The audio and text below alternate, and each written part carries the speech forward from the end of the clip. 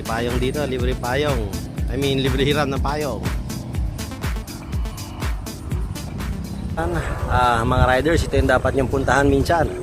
Try nyong puntahan ang St. Vincent Ferrer statue dito na nandito sa Bani, Barangay Bani, Pangasinan. At ito po ay pasok na sa Guinness Book World of Record na umabot po siya ng 164 feet. So yun. So pangalawa sa record to na nakuha ng Tigabayambang Pangasinan. Ang una nila nakuha ay ang longest barbecue grill na umabot po ng 8 kilometro. Ngayon, ito naman. So longest statue po siya na gawa po siya sa bamboo. So ganun kagaling ang mga tiga Pangasinan. So ito yung mga must try na must visit ng mga lugar dito, mga tourist spots dito sa Pangasinan.